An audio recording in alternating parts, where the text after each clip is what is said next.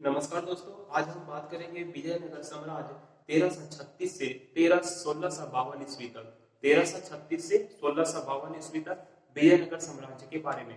तो चलिए बिना देर लगाए वीडियो शुरू करते हैं। वीडियो को लास्ट तक जरूर देखिएगा दोस्तों, विजयनगर साम्राज्य आपका कंप्लीट हो जाएगा इस वीडियो में। तो इसकी स्थापना 1336 ईस्वी में होती है। विजयनगर की स्थापना 1336 ईस्वी में होती है। कौन करता है? हरियर एवं बुक्का नामक दो भाइयों ने करता था। ये 5 भाई का परिवार था। तो हरियर एवं बुक्का दो भाई ने विजयनगर साम्राज्य की स्थापना की 1336 ईस्वी माना जाता है। हरियर एवं बुक्का की स्थापना की प्रेरणा माधव विद्यालय व सारण से है। इस समय दिल्ली का संस्थापक मोहम्मद बिन तुगलक था।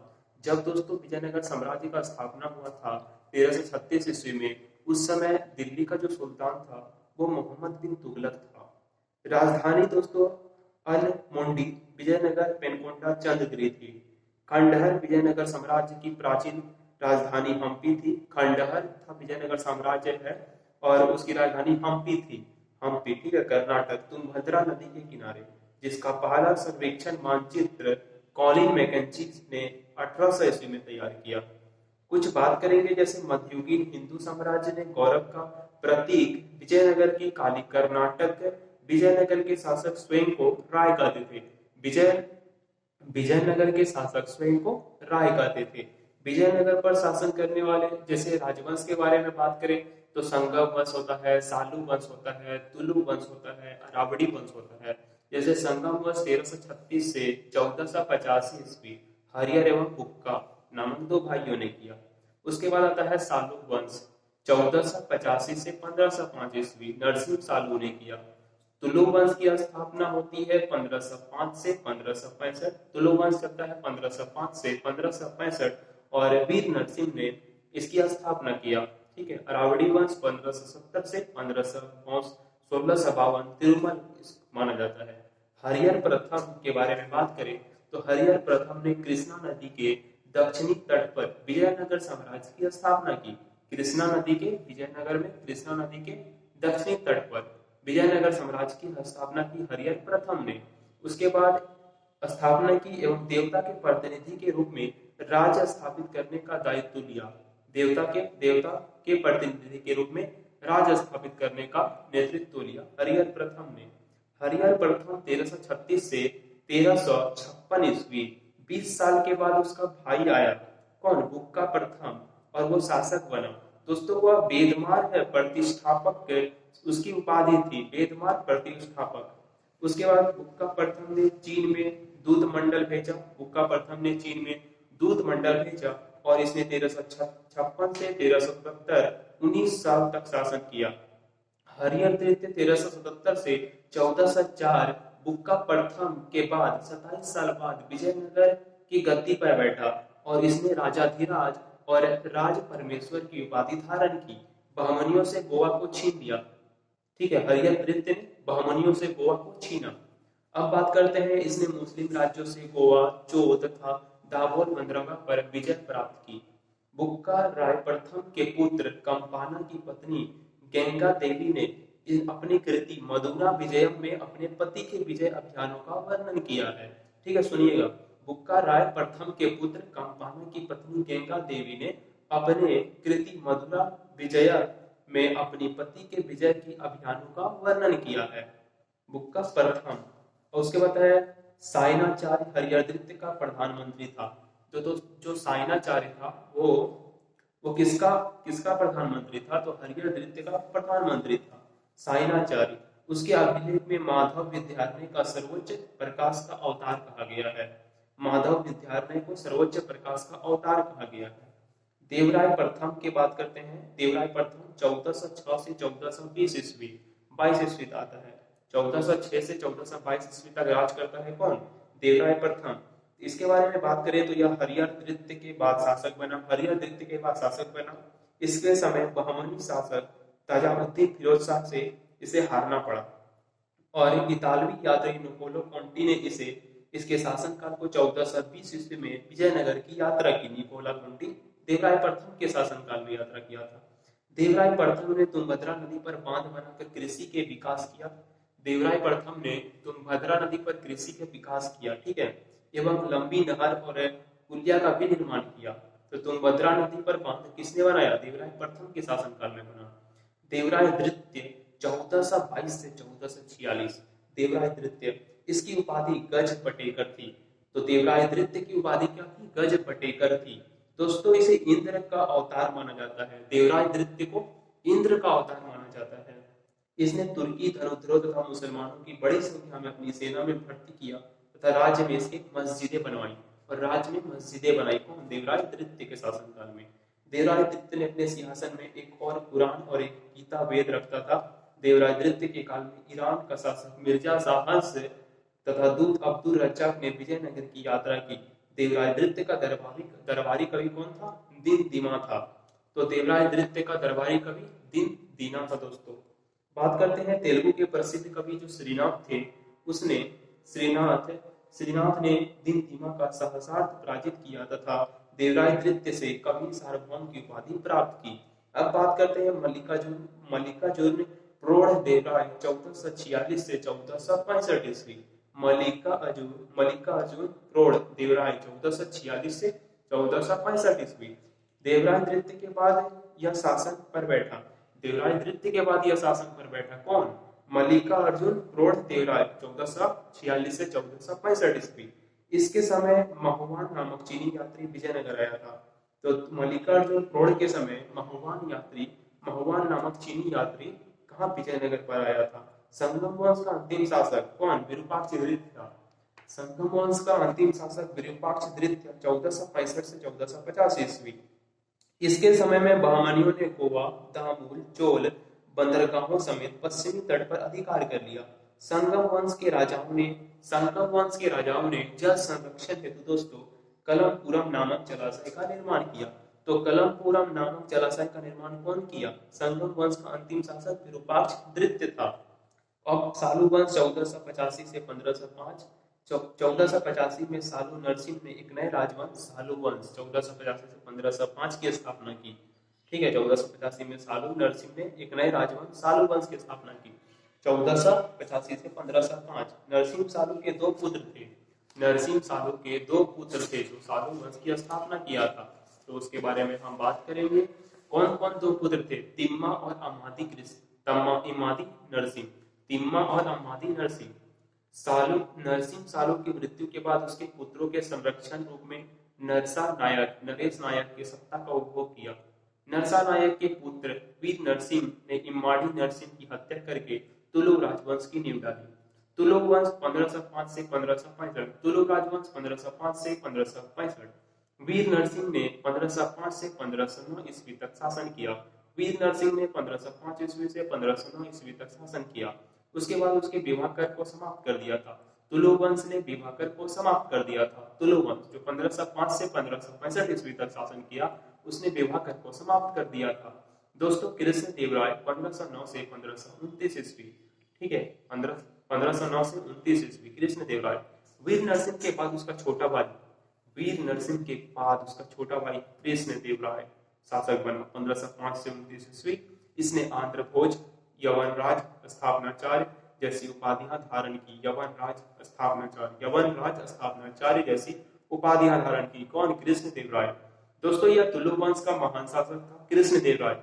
इंपॉर्टेंट क्वेश्चन है, तुलुक वंश का इंपॉर्टेंट पॉइंट है दोस्तों। तुलुक वंश का महान शासक माना जाता है कृष्ण देवराय को। 1509 से 1529 ईस्वी याद रखना है आपको। यवनराज स्थापनाचार्य जैसी उपाधियां धारण की।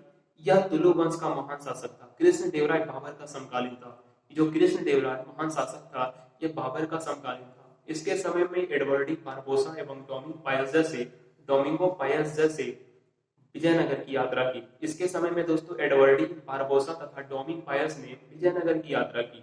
दोनों पुर्तगाली थे। ठीक है, व्यासराज कृष्ण देवराय का गुरु था। ये जो व्यासराज था, ये कृष्ण देवराय का गुरु था। उसके बाद आता है कृष्ण देवराय ने तेलुगु ग्रंथ आमुक्त माल्याद, राजनीतिक ग्रंथ तथा संस्कृत ग्रंथ जाम्बवती कल्याणम और उषा परण्य की रचना की। बाबरनामा पुस्तक में कृष्ण देवराय का उल्लेख मिलता है। बाबरनामा पुस्तक में कृष्ण देवराय का उल्लेख मिलता है। दोस्तों कृष्ण देवराय गुरु नानक के समकालीन थे। ये कृष्ण देवराय जो थे वो गुरु नानक के समकालीन थे। कृष्ण देवराय ने पुर्तगालियों से अच्छे संबंध थे। कृष्णदेवराय के दोस्तों ये महान शासक थे, ऑब्वियसली बात है, पुर्तगालियों से अच्छे संबंध होते हैं। इनके शासनकाल में पुर्तगाली यात्री डोमिंग पायस और बारबोसा आए थे। कृष्णदेवराय ने गोलकुंडा का युद्ध 1513 ईस्वी में सुल्तान कुली कुतुब शाह से किया और कृष्णदेवराय ने 1512 ईस्वी में तुंगभद्रा एवं कृष्णा द्वीप के दोहा क्षेत्र पर, 1514 में उड़ीसा पर, 1520 में बीजापुर पर सुल्तान पर अधिकार कर लिया। बीजापुर के सुल्तान पर अधिकार कर लिया, सुल्तान पर अधिकार लिया। ठीक है, गोलकुंडा का युद्ध कब होता है? 1513 ईस्वी में सुल्तान कुली कुतुब शाह से किया। कृष्णदेवराय ने 1512 ईस्वी में तुंगभद्रा एवं कृष्णा नदी के दोआब क्षेत्र पर और 1514 में उड़ीसा पर, 1520 में बीजापुर के सुल्तान पर अधिकार कर लिया। कृष्णदेवराय उड़ीसा के राजा अपने को आपको गजपति कहते हैं। उड़ीसा के राजा दोस्तों अपने आप को क्या कहते हैं? गजपति कहते हैं। अब बात करते हैं हम वैदिक ग्रंथों के प्रसिद्ध भाष्यकार। वैदिक ग्रंथों के प्रसिद्ध जो भाष्यकार है उसका नाम है सायन विजयनगर राज्यपाल के सक्रिय थे। कृष्णदेवराय के दरबार में रहने वाले 8 तेलुगु कवि, कृष्णदेवराय के दरबार में रहने वाले 8 तेलुगु कवि अष्टदिग्गज कहा जाता है, जिसे इसे अलसनी पेदना का स्थान सर्वप्रथम था। कृष्णदेवराय प्रथम ने हजारा मंदिर, नागरपुर शहर, विठल स्वामी मंदिर जो हम्पी है, चिदम्बरम मंदिर का निर्माण करवाया। राप्ती पार्वती मंदिर आमरम, कांचीपुरम का वरदराज मंदिर एवं एकम्बरनाथ मंदिर का निर्माण कराया था। कृष्णदेवराय ने भूमि की गुणवत्ता के आधार पर भू राजस्व की दर को निर्धारित की एवं कारखानों के मालिकों पर कर लागू किया। इतिहासकारों का मत है कि कृष्णदेवराय पत्नी चिन्ना देवी के कहने पर हॉस्पेट नगर बसाया और माता नागल देवी के नाम पर नागलपुर नगर बसाया। विजयनगर में कल्याण मंडप की रचना मंदिर निर्माण का विशिष्ट अभिलक्षण था। विजयनगर में कल्याण मंडप की रचना मंदिर निर्माण का विशिष्ट अभिलक्षण था। नायकों द्वारा विजयनगर के मदुरई में गोपुरम का निर्माण करवाया गया। भारतीय मंदिरों में भव्य गोपुरम को जोड़ने का श्रेय कृष्णदेवराय को ही जाता है। भारतीय मंदिरों में भव्य गोपुरमों को जोड़ने का श्रेय कृष्णदेवराय को ही जाता है। अब बात करेंगे हम अच्युत राय 1529 से 1542 ईस्वी। कृष्णदेवराय ने अपनी मृत्यु के पूर्व ही अपने चचेरे भाई अच्युत राय 1529 ईस्वी से 1542 ईस्वी को अपना उत्तराधिकार नियुक्त किया। अच्युत राय के काल में पुर्तगाली घोड़ा व्यापारी मुनीज ने विजयनगर की यात्रा की। उसके बाद अच्युत राय के बाद अल्पायु पत्र वेंकट प्रथम के बाद भतीजा सदाशिव राय 1542 से 1570 ईस्वी शासक बना। इसके समय में क्या हुआ? शासन की समस्त शक्ति मंत्री रामराय के हाथों में थी।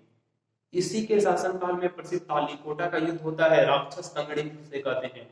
कब होता है? 1565 ईस्वी। मोस्ट इंपोर्टेंट पॉइंट, तालीकोटा का युद्ध, जिसे तंगड़ी का युद्ध भी कहते हैं, 1565 ईस्वी में होता है। इसे विजयनगर नष्ट हो गया। तालीकोटा का युद्ध विजयनगर व बीजापुर, अहमदनगर, बीदर, गोलकुंडा की संयुक्त सेना के मध्य हुआ। विजयनगर साम्राज्य की सेना का नेतृत्व रामराय इसी युद्ध में कर रहा था। ये जो तालीकोटा का युद्ध है, इसे विजयनगर साम्राज्य का अंतिम युद्ध माना जाता है। इसी के समय में विजयनगर साम्राज्य का अंत हुआ। एक फॉरगॉटन एम्पायर का लेखक सेविल इस तालीकोटा युद्ध का प्रत्यक्षदर्शी था। तालीकोटा युद्ध के तत्काल बाद सीजर फ्रेडरिक ने विजयनगर की यात्रा की। तालीकोटा युद्ध के तत्काल बाद कौन?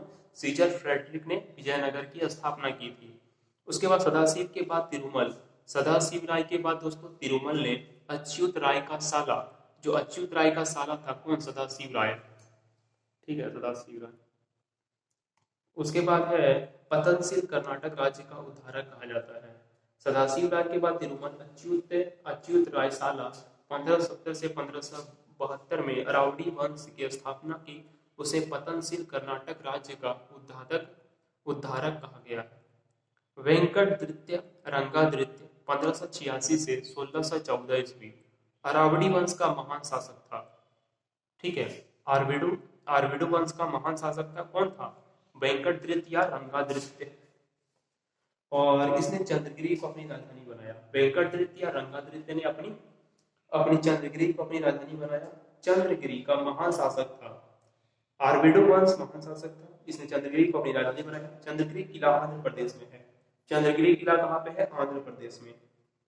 और स्पेन के राजा फिलिप तृतीय के पत्र व्यवहार था। वेंकट तृतीय ने डचों के पुलिकट में कारखाना खोलने तथा व्यापार करने की अनुमति प्रदान की। श्री रंग तृतीय 1642 से 1652 ईस्वी आर्विडो वंश में विजयनगर का अंतिम शासक। विजयनगर का अंतिम शासक याद रखना है आपको। आर्विडो वंश विजयनगर का अंतिम शासक था। पुर्तगाली लेखक नुनीज के अनुसार विजयनगर साम्राज्य की महिलाएं कुश्ती, ज्योतिष शास्त्र, लेखाकरण, भविष्यवाणी इनमें निपुण थी। प्रशासन एवं संस्कृति। अब हम बात करेंगे विजयनगर के प्रशासन एवं संस्कृति के बारे में। तो आज का वीडियो यहीं पे एंड करते हैं दोस्तों। नसरूप चलिए बता ही देते हैं प्रशासन एवं संस्कृति। युवराज का राज्याभिषेक पट्टा बेस्केम कहलाता था। युवराज का अभिषेक पट्टा बेस्केम कहलाता था। विजयनगर कालीन प्रधानी महाप्रधानी की तुलना मराठा कालीन पेशवा से की जाती है। माने प्रधानमंत्री, माने प्रधान गृह मंत्री, ठीक है, माने प्रधान गृह मंत्री होता था। रायसम राजा के मौखिक उपदेशों का लेखक एवं कर्णिकम लेखाधिकारी होता था। सर्वनायक मुख्य सचिव होता था। महानायिकाचार्य ग्राम प्रशासन से संबंधित अधिकारी होता था। ये इंपॉर्टेंट है। महानायिकाचार्य ग्राम प्रशासन से संबंधित अधिकारी होता था। प्रांत विभाजित था मंडलम में, जिसे बड़ी इकाई कहा जाता था। ये मंडलम था कोट्टम में, जो जिला होता था, या वलनाडु भी कहते हैं। जिला कोट्टम था नाडु में, परगना या तहसील होता था। और नाडु था मेलग्राम में, 50 गांव होते थे। उसके बाद उरिया ग्राम होता था। गैर ब्राह्मण्य समाज उर ब्राह्मण्य ग्राम की सभा। गैर ब्राह्मण्य समाज उर या ब्राह्मण्य ग्राम की सभा को कहते हैं। चतुर्वेदी मंगलम सभा को भूमि संबंधी अधिकार प्राप्त थे। छोटे स्तर के दीवानी एवं फौजदारी मुकदमे सुनती थी। उसके बाद है न्यायाधिकार। प्रांतों का सर्वाधिक संख्या तमिलनाडु में थी। न्यायाधिकार व्यवस्था के अंतर्गत जो थी अनुवांशिक हो गया। न्यायाधिकार व्यवस्था के अंतर्गत दोस्तों नायकों स्थानीय सैनिक प्रमुख का स्थानांतरण नहीं हो सकता था। कालांतर में यह भी अनुवांशिक हो गया था। नायकों पर नियंत्रण स्थापित करने के लिए महामंडलेश्वर कमिश्नर नामक अधिकारी की नियुक्ति अच्युत राय के समय में हुआ। और भूमि कर की शिष्ट कहा जाता था। लगान वसूली विभाग को आठवन कहा था। लगान की दर को 1/3 से 1/6 तक थी। और सिंचाई कर दासवंदा तमिल प्रदेश में थी। कुटुर दशे आंध्र प्रदेश कर्नाटक में ब्राह्मण की भूमि से उपज का 1/20 अंश तक, मंदिरों की भूमि से और 1/30 अंश भू राजस्व वसूल किया जाता था। राजस्व का मुख्य स्रोत भू राजस्व था। इंपॉर्टेंट है, राजस्व का जो मुख्य स्रोत था वो लगान था, ठीक है। भू राजस्व का वसूल किया जाता था। और विवाह कर कन्या तथा वर दोनों पक्षों से लिया जाता था। विवाह कर कन्या तथा वर दोनों पक्षों से लिया जाता था। कृष्णदेव ने विवाह कर एवं विवाह कर को मुक्त किया। कृष्णदेव ने विवाह कर एवं विधवा विवाह कर को समाप्त कर दिया। विजयनगर की प्रमुख जो फसल थी वो चावल थी। विजयनगर साम्राज्य की जो फसल थी वो चावल थी। काली मिर्च व अदरक का निर्यात किया जाता था। काली मिर्च और अदरक का निर्यात किया जाता था। इनाम व वक्फ धार्मिक कार्यों के लिए दान में दी गई संपत्ति थी। वक्फ के बारे में आप जानती होंगे, ठीक है, धार्मिक कार्यों के लिए दान दी गई संपत्ति थी। अमरम सैनिक को दिया गया अनुदान था। अमरम जो था वो सैनिक को दिया गया अनुदान था। अमरम नायक सैनिक कमांडर थे। ये वर्ष के एक बार राजा को भेंट भेजते थे। भूमि के प्रकार थे भंडारवाद ग्राम, राजकीय भूमि और ब्राह्मदे या देवदे या मठापुर थी। कर मुक्त भूमि मद से मसाती। अब हम बात करेंगे विजयनगर शासकों के सिक्के पर मुद्रित आकृतियां हरियर, हनुमान एवं गरुड़। विजयनगर शासक के सिक्कों पर मुद्रित जो आकृतियां थी वो हरियर तो क्या थे? हनुमान एवं गरुड़। उसके बाद तुलु वंश में थे बेल, गरुड़ में थे उमा महास्वर, वेंकटेश तथा बालकृष्ण आर्विडो वंश वेंकटवंश, संघ तथा चक्र थे आर्विडो वंश में। सदाशिव राय में लक्ष्मी नारायण, तिरुमल में वराह सुअर। विजयनगर में दास प्रथा प्रचलित थी। दोस्तों विजयनगर में दास प्रथा प्रचलित थी। मनुष्यों के क्रय विक्रय को वेग या गस कहा जाता था। बाल विवाह, विधवा विवाह व सती प्रथा भी प्रचलित थी। पर्दा प्रथा नहीं था। विजयनगर में पर्दा प्रथा नहीं था, लेकिन बाल विवाह, विधवा विवाह, सती प्रथा प्रचलित थी। उसके बाद आता है बारबोसा के अनुसार लिंगायतों, चैटियों तथा ब्राह्मणों में सती प्रथा का प्रचलन नहीं था। ठीक है। महानवमी राज्योत्सव, विजयनगर साम्राज्य का जो राज्योत्सव का नियम वो था महानवमी।